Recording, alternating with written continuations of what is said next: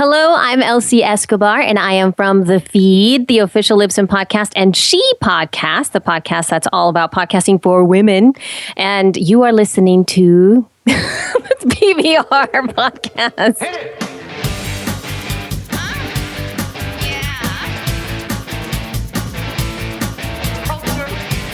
Sophisticated podcast, baby. Now tell me something good. Oh, yeah. What's up, everybody? PBR Podcast, Mike Polano, Derek D, and I'd like to say the queen of podcasting, Miss Elsie Escobar. Yay! Oh my gosh! What's up? I feel so famous. What is up, yo? Thank you so much for coming on the show. You like to say queen of podcasting. Thank you for having me, man. Yeah, I mean, what do you think? Queen of podcasting? Yeah. The queen of all podcasts. The queen of all podcasts. Queen of all. That's fantastic. I love it. Thank you so much. I'll take it. I'll take it. I don't know. Maybe it's like if you had to put Elsie and the Angry Ginger in a room to become the quintessential power of podcasting. Who wins that fight? Oh. I'll have to tell you at the end of this. At the end of this episode? Oh my Yeah, 'cause gosh. Elsie, I mean, we were just meeting each other, I know, right? but I feel like we're best friends. That's true. Oh, Besties. So, Elsie, what's going on? Thank you so much for coming on and taking the time to come on PBR. Real quick, at the top of the episode, tell all of our listeners where they can stalk you on social media. oh my gosh. At YoGeek. YoGeek. I am YoGeek almost everywhere.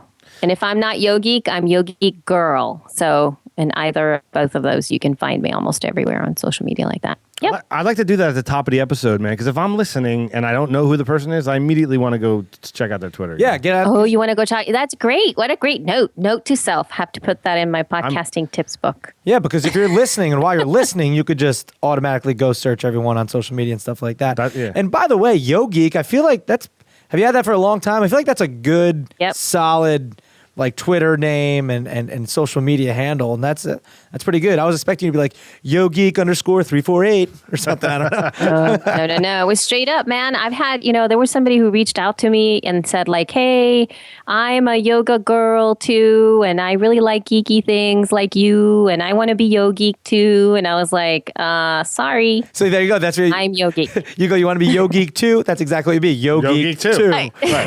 Exactly right. I'm number that's one. Great. I should have said that. Chris Lodondo's his AOL Instant Messenger screen name, which we'll get to later, is Kenobi77, which means there were 76 Kenobis before him, Yes, that's true. as Dennis the intern gosh. likes to point out. Yes. That's harsh. So Elsie, you're a podcaster, and I think I came across you from you work for Libsyn, and people might not know this, but every podcast they listen to, there's a back end somewhere, right? And Libsyn syndicate. What do they call it? Libsyn syndication? I guess that's the full name of the company. Liberated syndication. 60%, right? Yeah. 60% of everything I say is wrong. So tell us a little bit about Libsyn and what you do for them.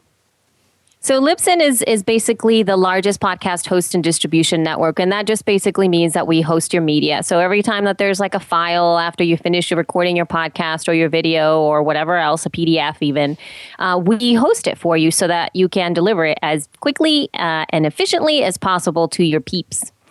Because most, web servers aren't really designed to deliver media, especially on demand like that in large quantities. So we just make it easy. And we also take care of the bandwidth issue of it. Like the guys that started Libsyn, they found out that very early on that bandwidth was really a huge issue for delivering media online. And they thought like, wow, there's probably other people that are looking for the same solution. Why don't we create a company around that? And they kind of did. So it sort of took off. It was like guys in a garage trying to figure things out. Basically, I think it was in a garage. It was an apartment, but still, it was, the same concept. It was them with their computers, and they just put it all together, and it turned out to be like really awesome.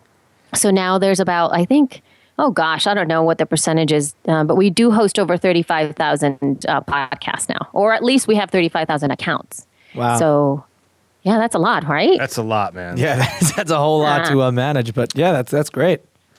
This podcast is basically all about the revolution of our guests, and so like talking to you about this is very interesting. Obviously, because we're a podcast, but you've been in the game for how long now?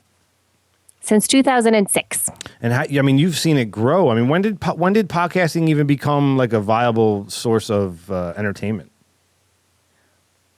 We're still waiting. I'm just kidding. Do you really believe No, that? I mean, I in some shapes or forms, yes, and yes. Sometimes I feel that there's a lot to be, a lot more education to go around. I started in 2006, and when I started, it was July. I fell in love with podcasting like right away. I just thought like, this is the coolest thing ever. I want to get behind the mic. First, that was the first thought, right? But then I had no idea what I would do. And I decided, you know what, I had all these show concepts that I never followed through with. And I thought, but I really want to do this. I just want to do the thing. I want to know how to do it. And I decided to start to podcast my yoga classes. And at that time, obviously, yoga people aren't necessarily technology centric. So here I was recording this thing, and people are like, "Why do you have that thing strapped to your arm? Why are you wearing a microphone?" And so you were like actually during yoga. You were yes. Oh yeah. Oh, wow. Sun Yeah. salutations. Yeah. Exactly. So I would get on in front of the class, and I would teach the class, and I would just record my class while I was teaching.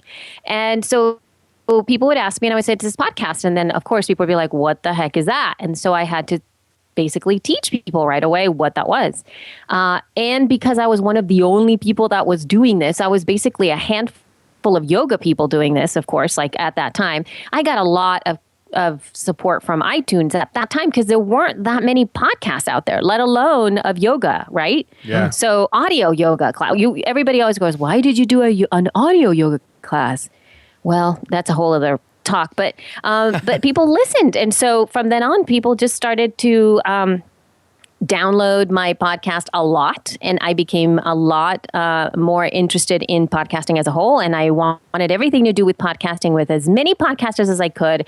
And I got noticed because of my passion by, I guess, the industry. And I ended up working for Libsyn, which was really random. So where were you born and raised? I was born in El Salvador, San Salvador, Central America. Okay. Nice. So at what point do you at what point do you start to, let's go back a little bit. At what point do you start to get into yoga? When I actually chose to go to grad school based on the fact that they offered yoga as a part of the curriculum. And I had never done yoga before, but I thought that's a really cool thing. And of course, who chooses their master's program based on whether or not they offer yoga? Right. Yeah, well, Me. to each their own. And so then I decided to attend that, and I kind of got introduced to yoga in my master's program. And it was great. I still didn't know very much about it, but it really helped me. It was a master's in acting. And so it really helped me get on stage, and it really helped me calm down before I got on stage. It gave me like breathing exercises and like stretches that I could do before I got on stage, so I didn't freak out and like go to the bathroom 100,000 times. So I would just do that. And after that, I went to Hollywood, and I did the acting thing for a while there. And while I was doing that, of course, it was like the worst time of my life, because trying to become an actor in Hollywood is really a heinous experience. What year were you in Hollywood? When was I there? Yeah, what year? 1997 to let me see. Is that when I went there? 97 is when I graduated. So till 97 to 2007 is when I lived in LA. Oh, wow, so they were 10 years. I stopped acting sometime around 2001, 2002. So I did about 2-3 years of torture. 4 years of torture. Did you ever take the 405, Derek, to Brentwood over to the La Brea to the PCH? Oh my God! I know those were my stomping grounds. But of course, if you want to know about revolutions, I did I did Hollywood and I did LA with no car. Time out. I call bullshit. I know, right? Impossible, right? I know. Is that not? Don't you think that's impossible? It is possible by yours truly. And I not took even buses Uber. to all of my auditions. Wow. I took the bus everywhere. So I know what bus to take over to Brentwood. I know what bus to take over to you need to go. Give me 1 second. Hey, where are you going? Come over here. Let me take this off. Just note it so I take it off, remember. and then you ask your daddy to wipe your bum. That's great. Okay. That should still be in Yeah. the show. I know, dude. I'm telling you, this happens every single time. In fact, it just happened on my latest podcast. It happens every podcast. It doesn't matter. She comes up and she goes, "I have to go potty. I have to go potty." How many kids do you have? So I always have to end up going to wipe a butt. That's like my thing. I should have that as my byline, butt wiper. Yo, So, yo, geek. I wipe butts. So you're in Kids LA out in Hollywood, like 97 to 2007. Seven, yeah. Right. So you were there. 2007, yes. Was Arnold Schwarzenegger the governor at the time? Yes, he was. Oh, that's so funny because I don't know if you know this, but he's here right now. Arnold, say hello. Oh, is he? Elsie, how are you doing? So glad you're in California. Arnold, did you ever meet Elsie? I did multiple times. You used to take the bus? Yes. Elsie, did you ever see Arnold on the bus? I did. He took the line, the subway. Well, yes, there was that one time I saw you on the bus, and we were both juggling 9mm guns and bullets, and because you were yes, and then we got some pizza. Hello, Oh, Pizza? The pizza's Yes. terrible in LA. Why would you go get pizza? because I'm Arnold. I could eat anything as long as you put some bullets and some 9mm casings on that pizza. You're obsessed with bullets. Hello. Oh my God. I'm sorry. Anyway, Elsie, you were saying? I was saying before I was rudely interrupted. Not rudely. We love Arnold. Visit That I was doing California. LA. Oh, All right, he's gone. he's gone. He's gone. Yeah. That I was doing LA with no car, so I would take public transportation everywhere or my bike. I actually biked everywhere. I biked, and and most of the clients that I worked with, because I did end up obviously teaching yoga for like a living. All of the clients that I took were within a 5-mile radius that I could bike to. Well, you cool. must So have you- seriously shape, right? Yeah, besides yoga, Yeah. you were getting just exercise by riding your bike. That's crazy though, without a car. I mean, did you ever come up to New York and do that? Because I'm a fellow actor as well, and I'm New York based. But did you ever come up here, or was it just LA? And you were like, It was just LA. I actually initially went to when we first graduated from grad school. I had meetings with agents in LA and New York, and then so I had a lot of people that were interested in New York, and I decided to do the bi-coastal thing. yeah. But at the same time, instead of doing bi-coastal, I just stayed in LA. So I didn't come back. Although in thinking back, I would have preferred to have stayed in New York, but I decided to go to LA primarily because my family is from Los Angeles, and I had been away already in grad school in Colorado for 3 years. So I thought, you know what, I should just go to LA. Period. I have family there, Yeah, you got So family there and that's- stuff. That makes sense. So you're riding your bike Yeah. around LA. You're studying yoga to kind of help with your acting. So the yoga, did it, aside from like, when did you become like, I don't want to use the term addicted, but when did you fall in love with it? With yoga? Yeah. It was right when I was working as guess what I was working at in LA while I was doing the acting thing? I was a waiter. Yeah, of So course. then I was serving tables. So while I was serving tables, I decided to start doing the yoga thing because it was really stressful. I mean, the entire industry is incredibly stressful. There's so many things, so many no's coming your way. There's so much like, it's just not cool. The way that you have to have so much inner strength that I didn't really have at that time, particularly when it came to my art. Because I thought I was doing art, and LA doesn't really think you're doing art. They just want to make money off of you, and I didn't quite know how to do that. So I decided to just kind of, started working in the restaurants, and that was really stressful too because I was dealing with like people who were not very kind to you, and Yeah. I needed stress release. And when I started to do yoga, I started to feel a difference. I started to feel that there were other things that I could do. There was a sense of calm about me. The way that I breathed was different. My ability to deal with people who were not very nice to me changed. And that was nice. Yeah, I mean- so all of these different things. Yeah. Huh? Yeah, no, I've done yoga before. I'm not an avid yogi, but Yogi? but No, well, I don't think any of those. but no, I really do appreciate people Yeah. that do yoga and that can do that stuff. I mean, I kind of get that sense when I like just work out in general. It's that feeling of like release and like stress release and all that stuff. And but yeah, I mean, yoga's no joke, man. You ever done that, Mike? Yeah, I actually do. I did, and I have to get back into it. But I did a lot of yoga. Yeah, Yeah, it's intense. I started with like some Rodney Yee. When I was playing hockey, I like needed to limber up. You know, I was pretty flexible, but and when I was kickboxing, I really started. yeah. I started with Tai Chi at the end of classes. Like the instructor would just do a little Tai Chi, and then I flowed into yoga, and it changed everything. Man, I became so much more limber. Yeah, and my body was able to do other things. But Elsie, did you ever find that, like, when you were deep in? And are you a yogi? You are, right? Like, you teach yoga? Yes, right? yes, I am. So, like, do you find when Yes. you're like deep in it, that positive things happen to you? You know what I mean? Meaning- Do you believe in the energies? Like, we had Gino Bisconti on a couple episodes ago, and he talked about E Squared, which is a book about pretty much about like law of attraction, like The Secret. Oh, I get it. Okay. Uh-huh. Do you find that? Well, I like, got to tell you this. It was an empowering. It's always about attunement for me. So after you kind of know, yoga is very little about the poses. The poses themselves are very empowering, especially for a lot of us that are like maybe in this world like a type A personalities. They're kind of like laid out so that you can do them, and they beat you into submission so that you're still. That's at their core. That's why these physical poses exist. They exist so that you can get open in your body, and you can get sweaty, and your mind can finally stop doing its running.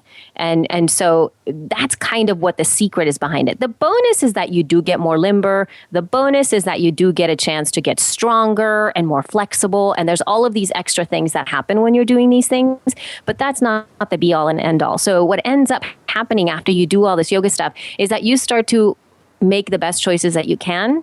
You make aligned choices in the world. You start to see things when they're really askew, when they're really out of whack. You're really able to recognize them. So, okay, one idea of this was that, like, during my time in LA as well, off and on being an actor, you smoke. You just do, especially with theater actors, which is crazy because there's something really cool about going to a bar, like after the show, and having a cigarette and drinking wine, kind of like that old school like theater, scotch. Like you just feel like it. There's just this.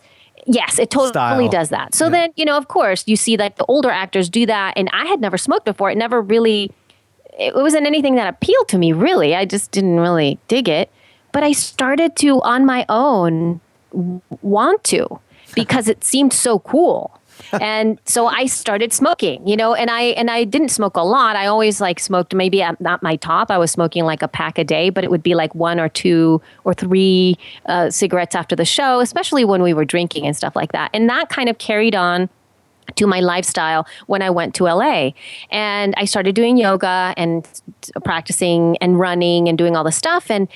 And there are moments when it really hits you in the face, and it's like, well, you are doing all of these things here to take care of yourself, and then you're coming back and you're smoking. So something here is like not adding up. It's like the complete opposite of what you're trying to do. Yeah. And so it becomes so clear at a point where you cannot deny it. Like you cannot, if you really go deep into the practice, you're just shown this is totally not in alignment. This is just not working anymore for you. And there's no hiding. There's no like, well, I'll only smoke when my best friends are around. Or when I drink. You have no excuses. You just kind of have to go like, well, that's the answer is this. This is where I go now because I can't do that because that's not right for me anymore. So it's like that. Yeah, kind of stuff happens. Like just not to get sidetracked for a second, but like, man, Right. smoking. It's like, remember back in the day, it was like, if you didn't smoke, it was like, you're the one that is being inconvenienced. There was the smoking section and everything. And then now it's totally switched where like, you can't even smoke outside in places, which is fine with me. But it's so interesting how that total shift. And the fact that people still like will start smoking nowadays when they know exactly, it's pretty interesting. The way you look at people too. They need when they're yoga. Smoking, they do. I walked into a bar Yeah, not too long ago. I was skiing in Pennsylvania. Now in Jersey, you can't, and New York, you can't smoke inside, but in Pennsylvania, Right. you can. Oh, yeah. And I walked into a bar after skiing to get dinner, and it was like, remember back in? No, I remember. I went to bars when you could still smoke in So Jersey. back like in the 90s when we were going to bars and we were younger, like I was you over walked there, in, it was man. a cloud of smoke and all your clothes smelled like smoke and, it was Yes. disgusting. And that Totally. that had vanished from the world for years until you go to Pennsylvania and it's still there. I think It's 05 crazy. is when it happened here in Jersey. Actually, Sydney Lesperance, the fact checker, Cha-ching. please check that fact. Can you still smoke inside? Oh my in gosh, that's so Pennsylvania? funny.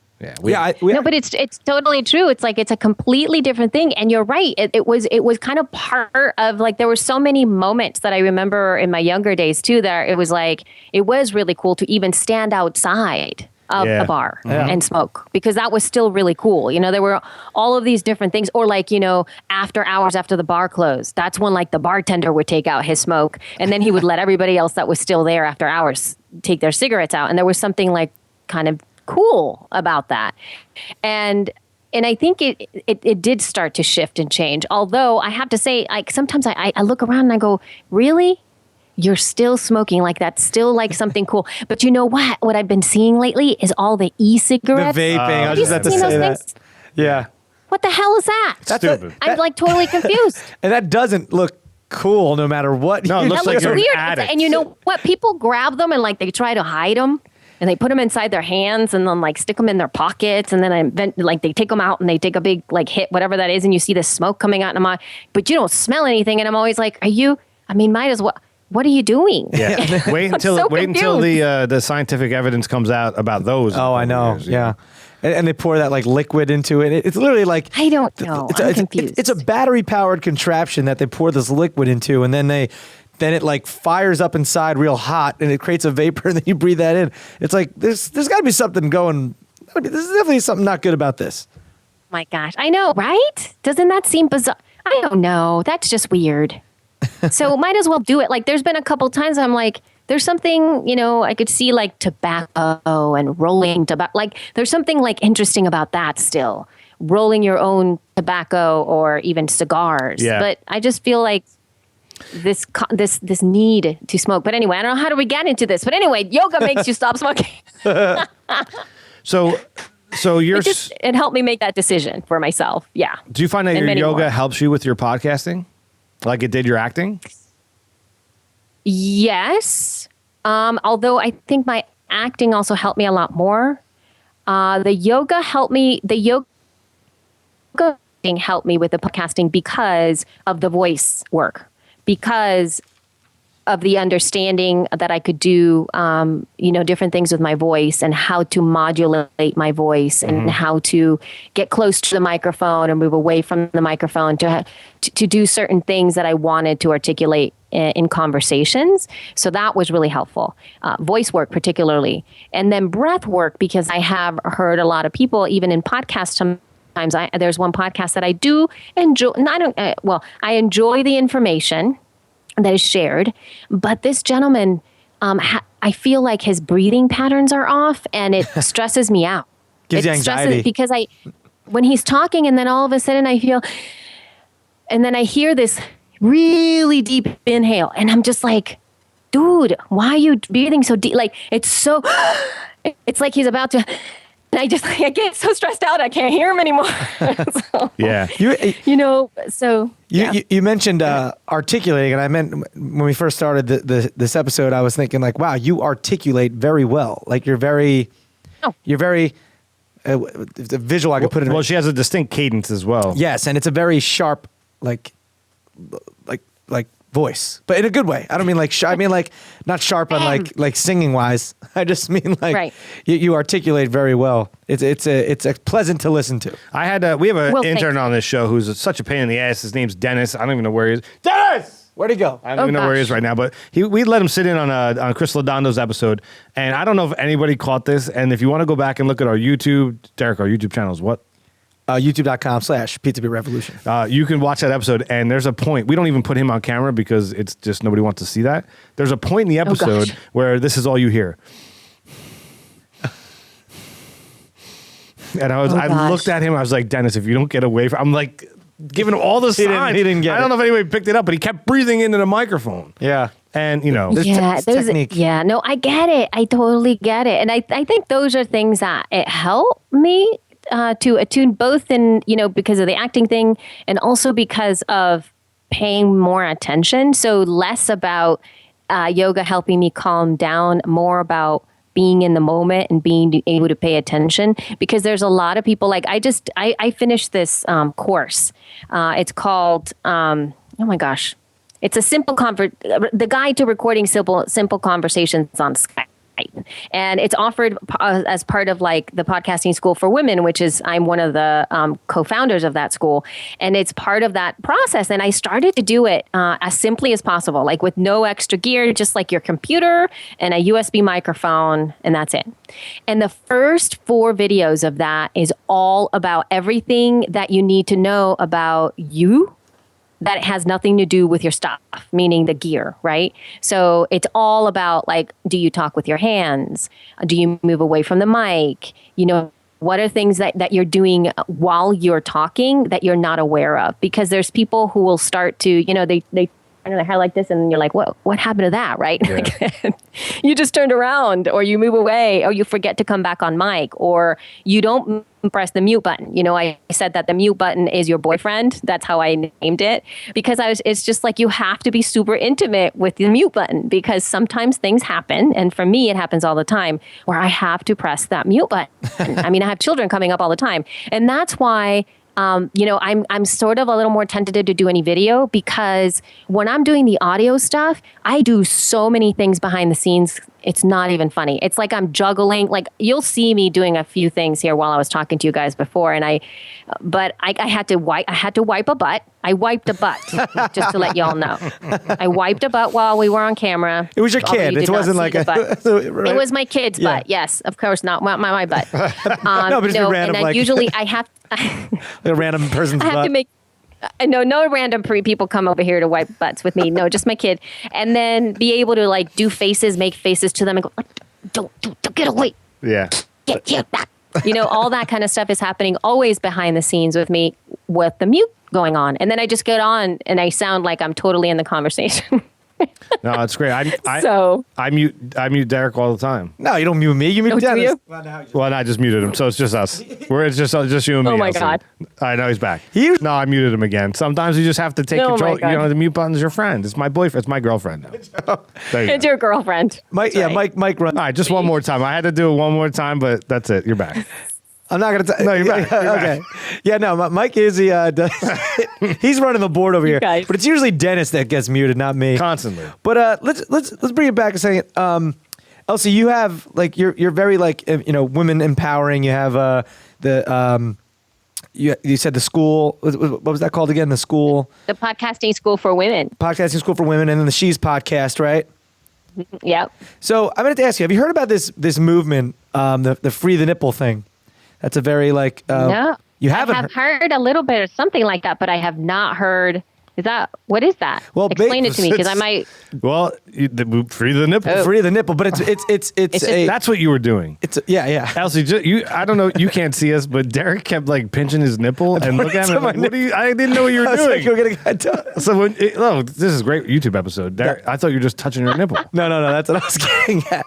But anyway, it's a movement that women. Oh my God! Like a lot of women are backing. You know how guys we can go out there and we run with our shirts off. We could be out there with our shirts off, and all these women are saying like it's unfair. We should be able to have our nipples out. And here I am, a dude, a heterosexual dude. I'm like, yeah, that's fine. Go ahead and do that. Questionable. Like, you know what I mean? I'm just wondering what you think about this. This whole. Well, I'm not sure. It depends. It depends on when you want to free the nipple. Like I freed the nipple for almost so many different years, all the way to basically this year, because I've been breastfeeding this whole entire time. No, but they be like walking the street with the shirt off, or going running outside, going running. Well, anywhere a guy can have their shirt off. You're saying a woman should be able to have their shirt off too. I'm totally okay with that. Beach, like when like today was actually nude day, right? I don't know. Today it was National. Well, Nude I could Day. understand. Today was nude day? Yeah, so like wiping butts on a podcast, totally cool for today. Well, like in New York City, if I'm pretty sure it's legal, 100% legal. If a girl wants to go running with her shirt off, she can. Well, I'm not an expert on this. Goodness gracious. I don't know if you'd want to run with your shirt off though, as a woman. Yeah, exactly. Right. But like I think Europe, like we're way behind this game in Europe. Like their boobs are out all the time. It's boob free in Europe. It is boob free. There's a lot of boob free in Mexico too. You know who you know who's really bitching about that? I don't know if you've been following the campaign, but Donald Trump is so angry about the nipple. Boobs? Yeah. Can you believe it, Don? What do you think about free the nipple? I tell you what, I'm not a big fan. I love nipples. Well, but they belong in a bra. If I'm gonna take my bra off at work, like, is it okay? You have man boobs. Am I still gonna be able to have a job? No, you're fired. My favorite part about when Donald Trump comes on the show is the look that Derek gets. You hate when Donald comes on the show. Can't stand it. Oh, Donald. Oh, Donald. Whoa. What happened there? We just hit a button. Sorry. Music. But so real quick though. So are you for are you for this? I feel like a lot of, I mean, like they say that, you know, the whole like behind the Free the Nipple campaign is that, you know, men are allowed to and women are not. And I'm just kind of like, well, I'm 100% okay with it. Like, of course, take your shirts off. Like, I've done stand-up about this where I tell the audience, I'm like, okay, ladies, time to take your shirts off. Like, yeah. I mean, free the nipple. I'm okay with it. But here's the thing, too, because I keep thinking about that, and I don't think it has to do with that at all, at least from my perspective. Here's the thing, though. I was never a fan of the guys who would just take their shirts off just to take their shirts off. And then all of a sudden, they have their shirts and they're tucked into their pockets when they're, you know, what was that all about? Or the guys that lift up their shirt and they just leave, like, their belly hanging out, or they, like, tuck it up, and it's, like, you know, over their head, and it's only on their shoulders. It's shirt or no shirt. What the heck? You know what? To me, that's like, don't free the nipple. Put the nipple back where it belongs. Not every behind nipple, your shirt. let's be honest, not every nipple needs to be freed. Right, there's going to be good nipples or bad nipples in this situation, but I'm saying you take the good with the bad. You're an equal nipple-y employer. Sure. Right? Like, sure. So you're saying I don't care what the nipple is, good or bad? You can't discriminate and say, well, you can free the nipple, but you can't free the nipple. That's a whole other thing. It's going to see this whole nipple thing. There's going to be nippleists. You know what I mean? Like nippleists. Well, that's what I'm saying. That's why I was asking. That's why I was asking Elsie. I was just saying, this is what this campaign is. Are you behind it? Yes or no, Elsie? Are you behind it? Yes. How do you feel about the nipple? I'm not sure I want to free the nipple. Okay, so you're not sure about freeing the nipple. All right. All right, Elsie. This sound means we want to play a little game called Top or Bottom. I'm going to read you top or bottom. That made my nipples hard, by the way. It should. My God. This music has made many people's nipples hard. Yeah, totally. I'm going to read you two terms. You're going to tell me if these two things were in a relationship, which one would be on the top and which one would be on the bottom. We're going to round table it. It's tailored to you, Elsie. Are you ready to play? Okay. All right, here we go. Here we go. Number one, top or bottom, iTunes or Stitcher? iTunes on top. Why? Because I don't like the app, Stitcher app. It's kind of annoying me. Do you think, like, is iTunes just kind of control? Is it they can have total control on podcasts? Yes, they do. Sadly, they do. Is it safe to say that iTunes invented the word podcast? No. No. Okay. That is not Didn't true. originate with them. Derek D. No. Okay. Yeah, iTunes on top, Stitcher on bottom. I use iTunes. It's funny because I'll agree with you. I say iTunes on top as well, but we have a Stitcher player on our website. Oh, so Stitcher on top and iTunes on top. Well, iTunes doesn't offer players. Yeah. You know, you have to go through iTunes, and let's be honest, iTunes is cumbersome, man. It's terrible. Like, it never works right. Kind of wonky. I hate iTunes, the actual app on the computer. It's the most annoying app in the world. Terrible. But I have to say that for listening to podcasts, I don't use Stitcher, even though it's like the second biggest downloaded podcast aggregator and used podcast aggregator on a smartphone. Yeah. But I just don't use it. I agree. When I listen on my phone, it's on iTunes. On the podcast. Yeah, me too. Top or bottom, number two, for the love of the pod or monetization? For the love of the pod. Yeah? I knew you would say that. Yeah. Well, that word, monetization, gives me shivers. Why? Because it's like they're so, oh gosh darn it. You're talking to the girl that like went to a grad school based upon yoga, that they offered yoga classes. You know what I mean? And then all of a sudden I went into Hollywood and I was getting really incensed because nobody wanted to, that they didn't know that I did theater on stage. And all they were thinking about is like, could she be like the next, Jennifer Lopez? So it was like, it was so, yeah. So for the love of the pod, man, because right. with the love comes the money. With the love comes the money. Derek D. Yeah, Wow, you're tortured. I don't know. I mean, monetizing something is always good if it helps the podcast. Yeah. In a good way, and it's not like the man coming down and making decisions for you, right, and taking away your art. So I mean, if it goes about, if it's done in the right way, I think monetization of your podcast on top. And then, well, how do you feel? Like you're kind of. Can we talk about FLD? Sure. 100%. Fastlane Daily. So you're kind of going through a buyout now, right? You're. Can we talk freely? Maybe. Maybe we don't say who's buying. Okay, so someone's coming in, bigger company's coming in and buying Fastlane Daily. Yeah. So that's a total monetization. Are you afraid that the man might say, "Hey, Derek, we want to change X, Y, and Z"? I am a little bit, but at the same time, it's exciting because I don't know what's going to bring with it. I mean, more opportunity, more backing, more. So yeah, I mean, it's kind of like.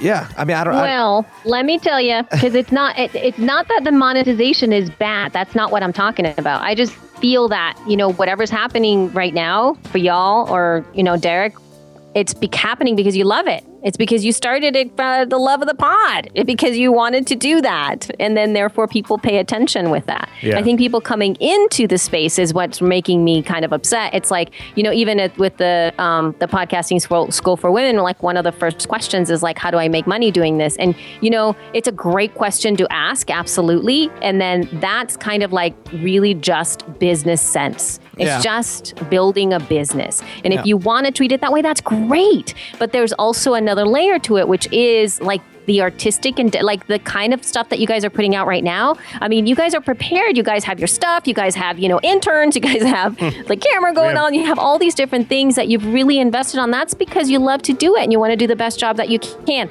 Now, if you would have just walked in there and had 2 microphones and be like, oh, we're going to make money on this. Yeah, it doesn't happen like what? that. And that's why I'll agree with you, man. It's for the love of the pod. Like, that's how I feel. Well, because if you build it, they will come. They are coming. You know what I mean? I agree with that, too. And, like, Fastlane Daily, I mean, Elsie, I'm not sure if you know, it's a show I host. It's an online TV show. But but we've been around for really, really long. So I love the show, and I don't want to see it fall in the wrong hands. And I'm also a co-producer on it. So I'm hoping this is all positive, and I'm getting the sense that it will be. I'm just not sure. But in that sense, then it's for the love of it. I mean, we have a sponsor. We have sponsors for the show, mainly Gianni's Pizzeria. We should. What's the website? Gianni'sPizzeria.com. You got to love it. You like slice up that mouth, right? Like they let us pretty much say whatever we want to say. Like, we make our own taglines for them. Right. But I don't know how I would feel if a big company came in, like Domino's or something. Yeah, and was like, okay, you guys, we're going to sponsor you. We're going to give you X, Y, and Z, but you can't do top or bottom anymore. It's, Right. Like, I don't know how I'd feel about that. Yeah, you're right. Now they're dictating. Yeah. Top or bottom, number 4, downward facing dog or upward facing dog? Oh, gosh. Upward facing dog on top. Upward facing dog? Hate it. Yeah. Hate it. I'm trying to remember what that one is. Well, downward facing. I know downward. Upward, you're just on your back, like with the same kind of position? I mean, I'll let Elsie, I'll defer to her to describe it. Yeah, she so does I wish I audio had a podcast picture. about yoga. Gosh, I wish I had a picture. I would have sent it to you. Yeah, so upward facing dog is a back bend. Downward facing dog is a forward bend. Oh, so, I get it. And I got to be honest with you, every single morning when my dog Hank, this weekend, Hank, you can follow him on Instagram. When he gets up, he does a downward facing dog into a upward facing dog. Into an upward facing dog, exactly. Every morning. Yep. And I say it when he does it like an idiot. Upward facing dog, downward facing dog. So yes, upward facing dog is what I would say. Derek did? Yep. I've only really done, I think, the downward facing. So I guess downward facing dog on top. I like the downward facing dog. I feel like the forward bend releases the back a little more. You know? Oh my Yeah. gosh. But then, upward facing dog opens your heart. Okay. I need my heart opened. My heart open sometimes. Top or bottom, number 4, nipple or no nipple? Yeah. Oh, yeah. Nipple on top. You're freeing the nipple? Well, this is top or bottom. We're not talking about the whole thing. We're just talking No, about... I'm saying, you're saying Right, nipple top on or top. bottom. Yeah, okay. Yeah, I'm saying nipple on top. Absolutely. I feel like Derek's going to agree with me. I agree with you. Nipple on top. I'd hate to say this, everybody, but I'm saying no to the nipple. Because there's going to be a lot of bad There's going to nipples be out there. there's going to be more bad nipples than good nipples. But there's going to be good ones. I guess, man. You take the good with the bad, you know what I mean? Top or bottom, number 5, leading the charge or empowering others? Empowering others on top. For moi. You love that. You're all about it. I'm so all about it. It's crazy pants. It was leading the charge or Empowering others. empowering others. Aren't those a little bit one and the same? If you're leading the charge. Not really, man. Not really. It could be. Could be. Because you might lead the charge and totally step on everybody. I'm going to say lead the charge, but I'm not a dickhead. So I would do it. Again, questionable. Well, get at it. No, but in that sense, stop talking. I'm talking to the camera. Leading the charge, I think I have that. I like that leading mentality, but in a way of helping. Yeah. In a way of Yeah. helping, not in Yeah. a way of Okay. like I'm better than you. You suck. Beat it, nerd. Not that. Right. You're a bully. You're not a bully. I'm not He's a bully. not a bully. 100% opposite of a bully. 100% opposite of a bully. I'm going to say leading the charge, man. I feel like I get my hands on something and I run, and I Sure. like that. And if people get empowered in the midst of that, total bonus, right? Yeah, exactly. Bonus. So I guess I'll say leading the charge. But Elsie, empowering others.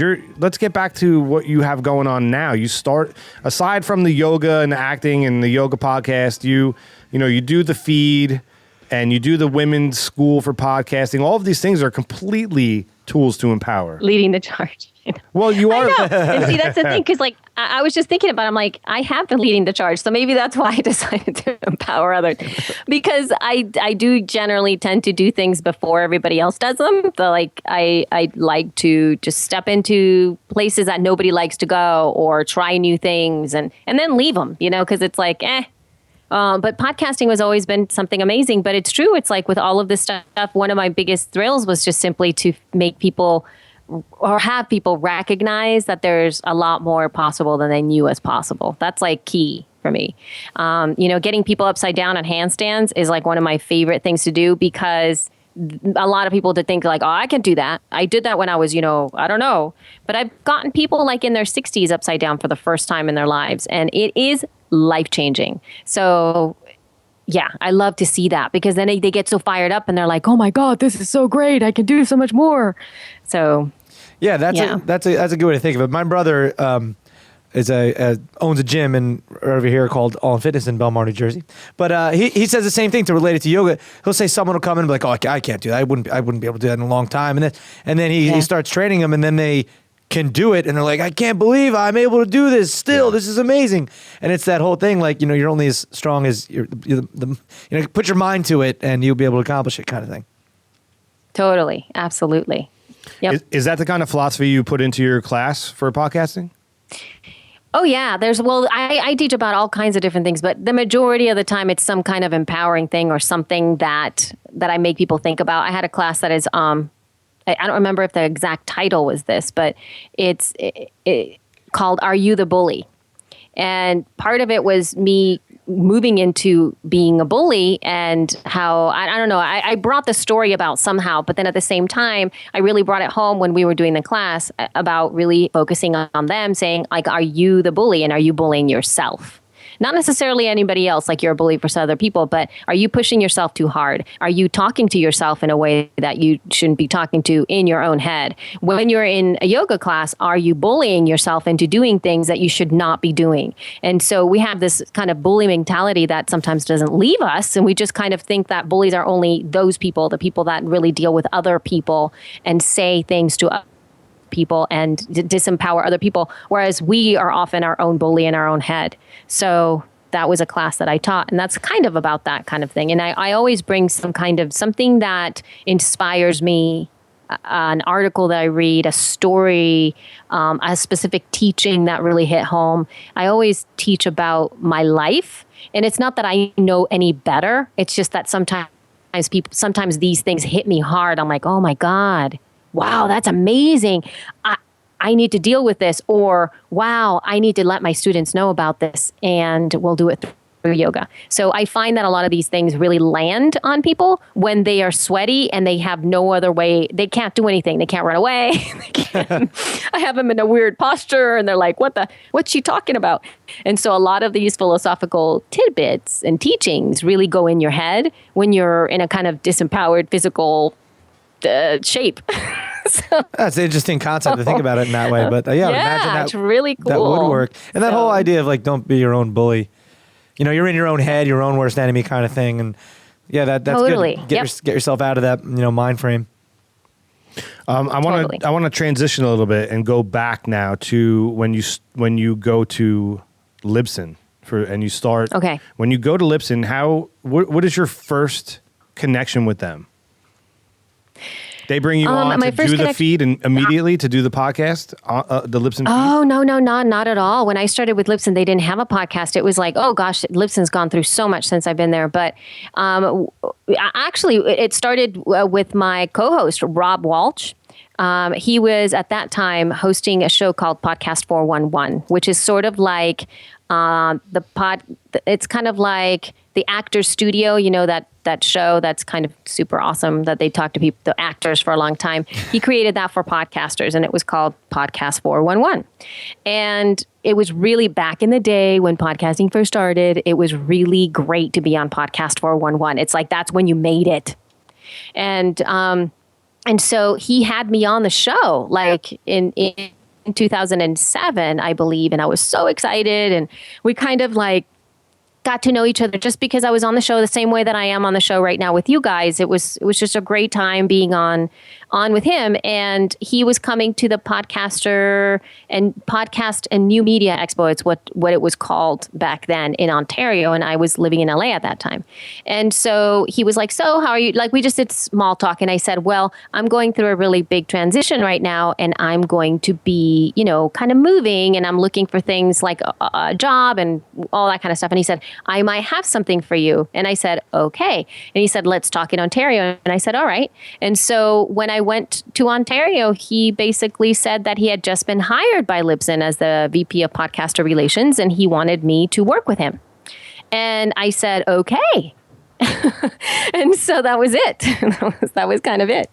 And I started sort of working specifically with Rob at that time. And slowly, since that was in 2008 when I actually started, 2007, the end of 2007, November. And then slowly through the years, then I kind of took another role, sort of like I'm the social media community manager now, where I'm kind of like the front face of Libsyn in social media. So since 2007, have you seen you've obviously seen a drastic increase in podcasts coming through Libsyn? Yes, I have. Do you think it's an absolute flooded space at this point? No, not at all. You don't? I don't think so. Mm-mm. No, because it's like, I don't think so. I think people are going to keep on doing it. They'll keep on getting podcasts up. They'll keep on doing their stuff. It's just that there's going to be a lot of more diversity, which is what I hope. And then there's also going to be a lot of people that are going to figure it out that it takes a lot of work. It's being sold right now as something really easy to do. Be an expert in your platform. Right. Show people, have your own platform. And I'm always like, yeah, totally. I'm right there with you. I mean, I've gotten incredible things because of podcasting, but it's hard. It's not as easy as writing a blog post. At least I don't think so. It's very easy though if your name's Derek D. Well, oh right, of course I forgot about that. Now. I forgot about that. That's like, but that's very few people have that. No, so. Right.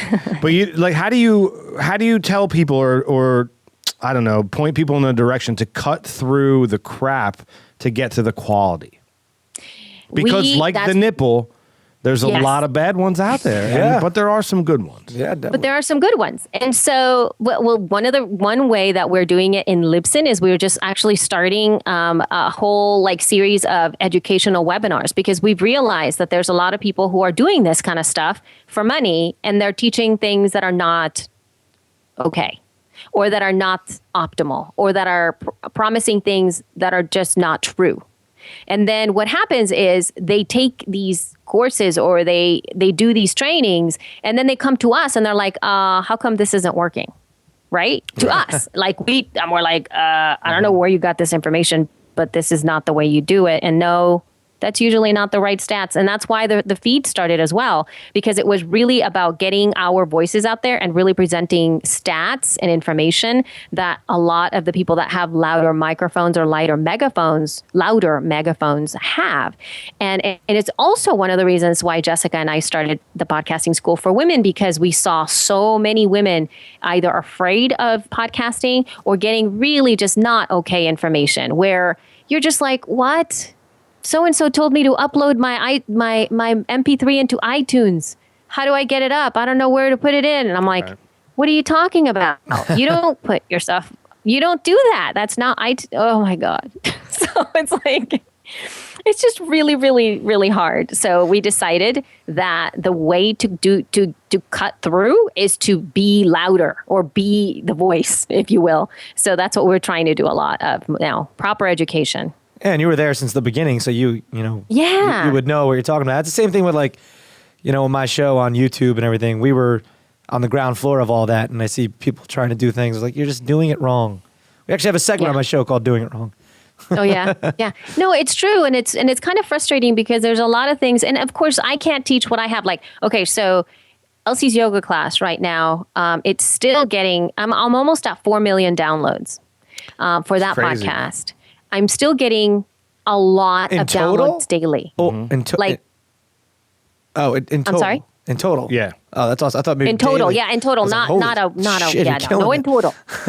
And so yeah, and it's getting. I'm not sure what my monthly are, but it's something that people would covet right now. You know, I'm getting a very decent amount of downloads in that podcast, and I'm doing no promotion. I haven't published a new episode now in almost 2 years. It'll be 2 years in November. Not that I'm proud of that. I just haven't been able to get anything out. It's not the kind of thing you But- need to, right? If you have the lessons up there, people Yes, go exactly. for lessons. Yeah, that's true. You do So a people yoga keep class on over and listening. over. Exactly. People are doing them over and over again, so it doesn't really necessarily need. But I could have, you know, capitalized on it and grown it a lot more, since I have so many people still downloading it. But the reason that happened is because I started early. I have great SEO in iTunes. People find me so fast. I'm like one of the first podcasts that shows up when you type in yoga. And that's because I was there for so long. The algorithm is skewed to me. Right. I That's can't good. teach that.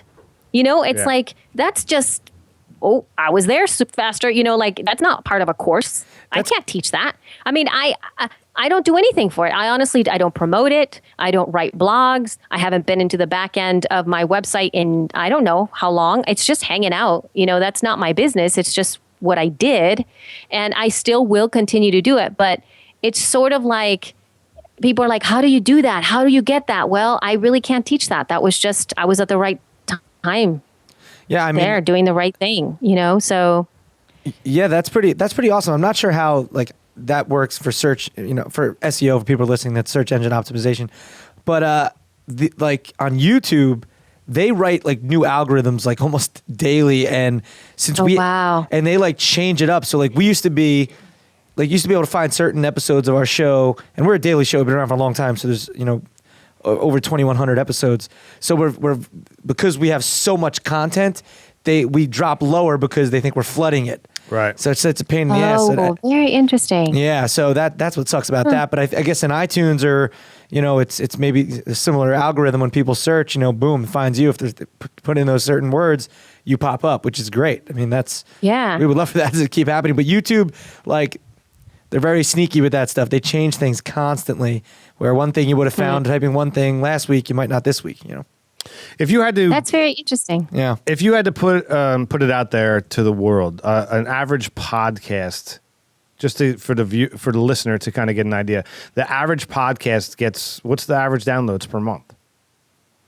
Well, there's two different numbers that we like to talk about. Like one of them, I think that right now it's hit like I'm trying to remember because Rob just did these actually for the latest The Feed episode, but I believe the average download per episode per month right now, where he gets the average based upon taking the highest amount of downloads, like the top 3, I believe, out, and then the lowest amount of downloads, like people who are getting like 1 or 2 downloads per month, those have also gone out. It's right around 2,000 a month.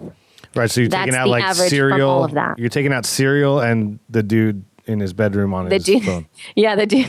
Yeah, exactly. So we're taking those out so that it kind of averages it out a little bit more. But that's like one. That's just one number. Is that per episode or is that on a show? That's per episode. So Right. that would be, let's say, right now we are recording this mid-July.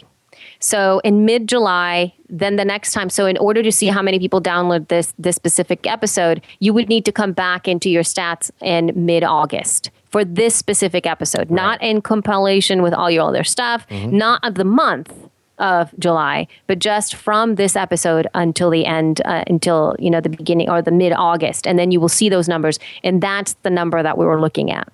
Now, in terms of the median number, which is a completely different number, and this is the number that I really want to drive people home to check out, is that the median number is 50% of podcasts are below this number and 50% of podcasts are above this number. And that medium number is hanging out right around the 150 downloads per month mark. So that means that half of the episodes that are out there, all those like over 5 figures, like 35,000 podcasts out there are getting 50% of those are getting less than 150 downloads per episode per month. And the other half are getting more than that. So if you're hitting that 150, 50 number, you're like above most. So you're 50% above everything. It blows my mind that's that is the number. Yeah. Isn't that the number? Isn't that mind blowing? And so then people are like, oh my God, we have to get so many.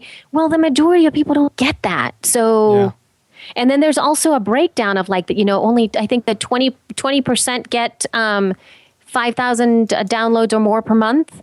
Or 10%, something like that. So you're really striving, the people that are looking for advertisers that are based on download numbers only. Right. I was just going to say, the numbers don't match. No, they don't match. It's only like the top 10% or less. Right. So how do you expect to land these guys? And then even then, like there's all these people like, how do I get onto mid-roll and, tracking their stuff with PodTrack and Podcast One and all this kind of stuff and trying to get advertisers based on this skewed model, then it's like they're going to look at you and go like, you are doing so much great work, but you need your numbers to go up. And then Libsyn, the whole thing is like, how do I get those up? Even Libsyn's back end asks for 20,000 downloads a month to totally. advertise. Yep. And that's basic. That's the bottom line. That's exactly it. And so in Podcasting School for Women, we actually teach this and we say, this is the way the podcasting industry is looking at your work. This is what you have to have if you want to work with this model. But we don't believe in this model. So we kind of like skew it and we turn it around on them and we say like, this is disempowering for the podcasters. You're not making the right connections with the potential, perfect partners that you could be working with. And you can start to really leverage what you have because it's not about downloads. It's about your entire brand. It's about, like with you guys, you have your podcast, you have the YouTube channel. I'm sure you have a social media following. I'm sure you have people coming on your website. I'm sure you have some kind of newsletter. If you don't, you need to have that like ASAP. So then like all of these different things in compilation, I'm going to send you guys our media kit so that you see how we positioned ourselves, how we positioned She Podcasts to get the sponsors right now that we have. We don't have any sponsors for the show, but we have sponsors for the event that we're going to be teaching over at the Podcast Movement. And we wanted to get these ladies something special for them. Day event that we're going to be teaching very specific kind of like advanced things for podcasting. It's really just about building a platform and whatnot. And we wanted to get sponsors, so we had to leverage it. And we've hit a pretty decent mark. We're now able to buy the ladies lunch. We can probably get little things. I think we're thinking about getting notebooks and like these little bags to put their gadgets in, to be able to do that. And we were able to leverage it. You know, it's how you position yourself, and it's nobody else is going to come looking for you. You're going to have to do it. Yeah. Pretty much in a lot of industries, you know, that's the way it is. Sell yourself, you know, your own best agent. Totally. Absolutely. I have a couple questions for you, but before... Oh, there's a phone. Yeah, do you hear that? Yeah, I hear that. What's that? All right, well, we're going to get to that in 1 second, but before we do, Derek and I are going to guess what your AOL Instant Messenger screen name was. I think I got it. What? You want to go first, Derek? Like what your... You remember AIM? Remember AIM? Yes, Okay. I remember the name. You had one, right? Yes, I did. Okay, don't say it yet. All right, I think, can I go first? Yeah, go first. Okay, I'm going to say it was Yogi 07. It's simple. That's what it was. Yeah, but she didn't get it. She was an actress, theater actress. So,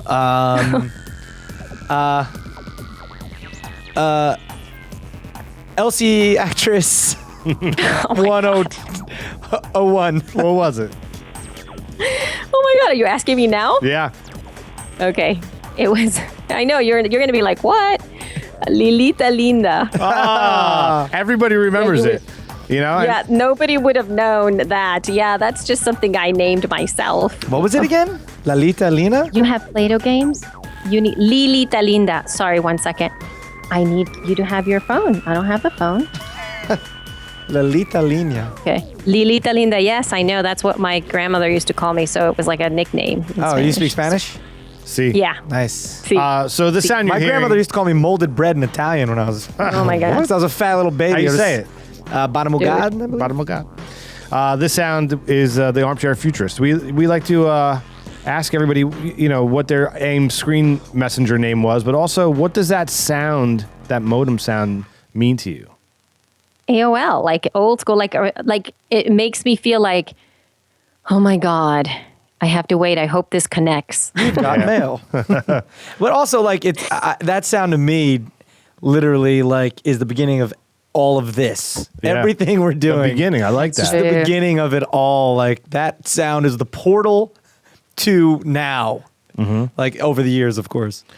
So, Elsie, the year's 2050. This segment's the Armchair Futurist. This show is about the revolution, and it's the revolution of you.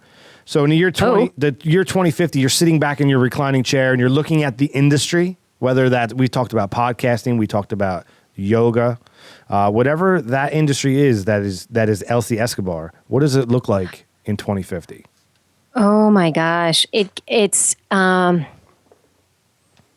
think it's everywhere. It's everywhere. Everything you want is everywhere, meaning at the touch of a button. At the touch of a button, you can get the classes that you want. At the touch of a button, you can get the show that you want in your ears, to watch the movies that you want, almost anywhere at any time. That's what it looks like to me. But I also see that it's going to be a little bit different for me, because I will be moving away from that so that I could go away from being so connected into a real deep disconnection from all of it. How old am I going to be at that time? Yeah, dude, I'm going to be like in the mountains as a hermit. That's. I think you're the first person to say something along those lines. That's interesting. Yeah. Yeah, because Just it's to going to get be away. like at that time, everything's going to be so connected that you're going to be yearning for disconnection. You're going to be yearning for that's kind awesome. of be doing your own thing. You're going to be yearning to kind of not be seen, not be heard, not be, Yeah. to be more private, to be quiet, to be connected with nature even more. So all of that stuff is going to be coming out. There you have it. How's that? How's that? That's pretty pretty good, awesome. huh? Yeah. Are we talking to us? Or you're talking to... No, I know. No. I'm trying to. That's great. Maybe. Give me 1 second. Sorry. Yeah. No, that's super cute. Everybody first says B-O. Yeah? Okay. Well, Kid voices I'm- rock. I know kid voices do rock. Can you ask your daddy to find this for you? Because this is really hard for me to do it right now. I can't type this. I'm in the middle of taping. Can you please ask your daddy to give you Play-Doh games? Okay, goodness gracious. They love to watch. Now, speaking of YouTube, these little monkeys over here are obsessed with watching Play-Doh videos. Oh man, there's so many. You'll search for Play-Doh, and there's all of these videos of people playing with Play-Doh and talking about Play-Doh, and only hands, right? So, oh look, I got the new thing of how to make spaghetti. Oh look, let's put all this. Oh, and look at how you can make ice cream. And they talk about it, and they're riveted, and they love to watch their Play-Doh stuff, games. man. That and Legos. Yeah, there's a channel. There's a channel where this guy this guy and his kids review toys, and they get gazillions of views. Totally. Yes, exactly. My girls do watch that too. They watch like them opening things. And so it's just hands opening little bags of cute toys, and they're like, "Oh, I got another little toy. It's so cute." And they're like, oh, It's crazy. wow. It's crazy. It's amazing, right? Yeah. Who would have thought? I know. And here we are, we're trying to like entertain people with conversation. Might as well, we could have just opened toys. Unboxing. Unboxing things. Elsie, thank you so much for coming on the show. You are so welcome. You're so welcome. On the way out, is there anything you'd like to plug?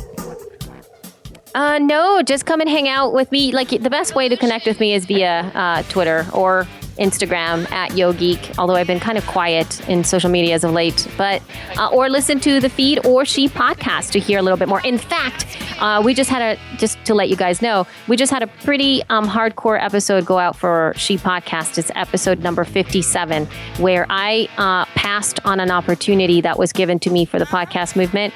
And it's a really in-depth kind of no holds barred conversations about what it really does take to be a mama and to podcast and have a career and all that stuff. I mean, it's like, yeah, you should listen. If you have any ladies in your life, or even if you guys want to listen up to see what women go through sometimes and how, yeah.